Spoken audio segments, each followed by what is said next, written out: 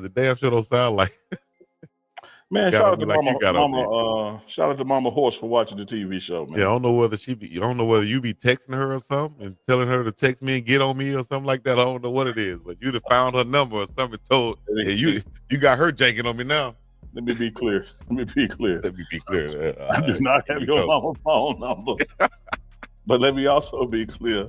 If I had it, you would have known about it by now because I thought it's a mess. You be like, oh, what you doing, man? On here texting with your mama, chilling. Oh man, you wild as hell. I don't know why I even said that because you still gonna bring it back up. I already know. Man said I probably got her number. Anyway, let's change the subject. Lord, I don't know how we get on my mama again. But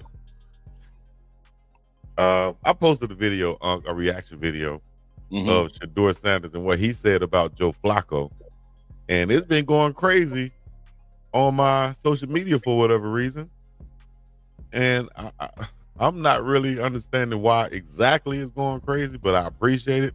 But at the same time, it's like it shouldn't be anything that we're surprised about with Shedeur Sanders making a quote about Joe Flacco saying, if Joe Flacco needed this, he needed his locker organized, I'd do it. Because I go to Joe Flacco every day and ask him, hey man, do you need anything? All out of respect is what Shedeur Sanders is saying.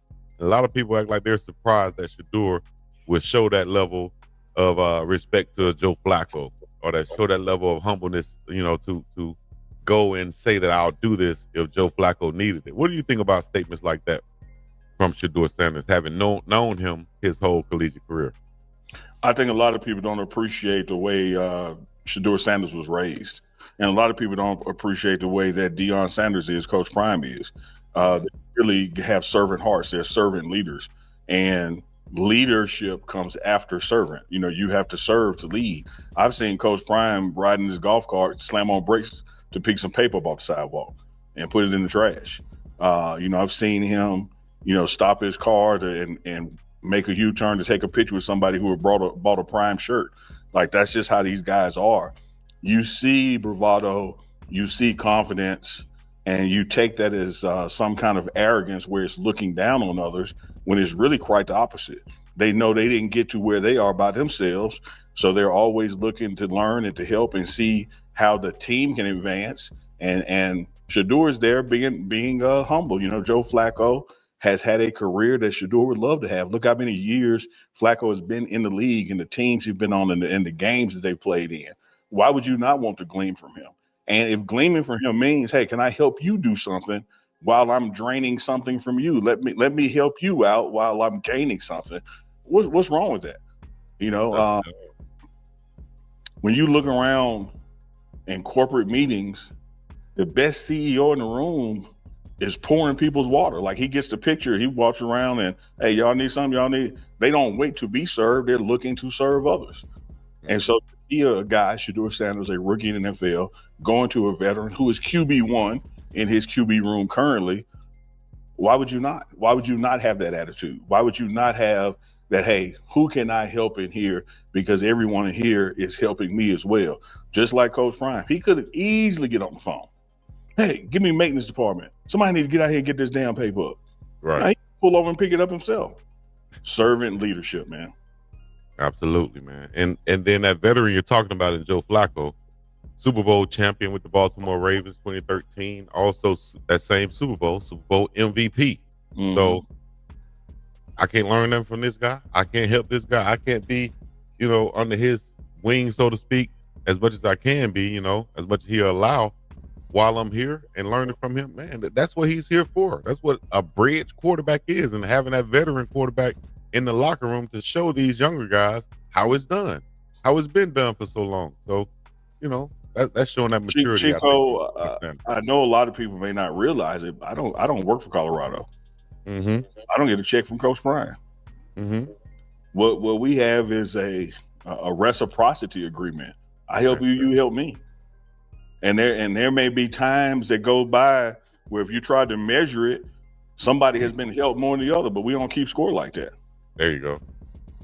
Because that's not how true relationships work. I was about to say that kills relationships, whether it's with husband and wife or friends. You know what I mean? that kills relationships. Trying to keep score. Hey man, I did this for you. What? Well, my get back. Mm-hmm. Okay. We're not friends for. Oh, okay. This is like a. I learned years ago from a good friend of mine, Dr. Carl Reddick. Shout out to Carl Reddick out there. He said, nobody's going to be a better friend to me than I am to them, but I do expect it to be a competition. Like, I'm not going to sit here and just get used, but I'm also not sitting here keeping a score. If you're my friend, I'm going to help you. And the time will go on and you can tell if somebody is actually helping you and not feeding back and pouring back into you. But your first thing is not to keep score. Your first thing is to serve and to be of service. Keeping score, that breeds the competition. That's when the competition comes out. If you're keeping score. If you're not keeping score, then this is like true friendship. But once we start keeping score, I was watching a clip from Coach Prime when he had the family show back in the day when the kids were still little. Bossy was just a little bitty baby, and I think they had something at school where they had to do a fundraiser, and Coach Prime was like, "Hey, so they have a winner?" And they said, "Yeah, whoever sell the most." So Coach Prime, we got to win then. We got to win.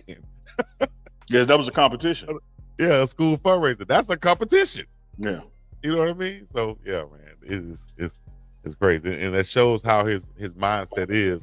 Well, it's consistent on exactly what we was talking about. If they're going to keep score, then I'm trying to win.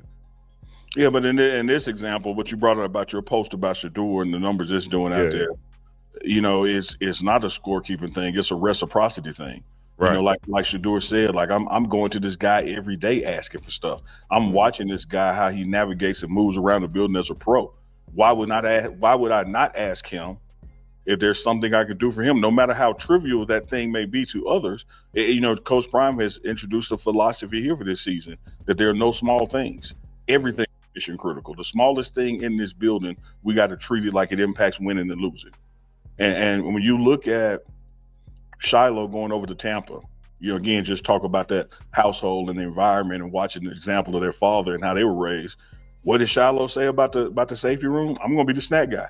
We got long meetings. I'm going to find out everybody's favorite snack, and I'm going to make sure when we in those meetings, everybody got their favorite snack there. I'll be the snack guy. Yep. And who cares what the outside is trying to say? Because the outside going to have something to say is probably going to be negative. Look at Shadur organizing Joe Flacco's locker. Look at Shiloh being the candy man for the team. Dog, say what you got to say about it. Like I tell my kids, they can call you what they want to call you. It's what you answer to, though. Right? Come on now. Because I tried to call her Miss Cleveland, but you said she answered the horse, so she ain't gonna answer that Miss Cleveland. I tell you that, but I know that much. She probably hit you with a two-piece. A Balboa. For real. Shout out to everybody in the chat. Shout out to Shadur and publicly stating that and not backing from it and being who he is and who he was raised to be and just understanding just the world we live in, man. You gotta put in to get out. Have to. All right. Got to give a couple shout outs to the chat.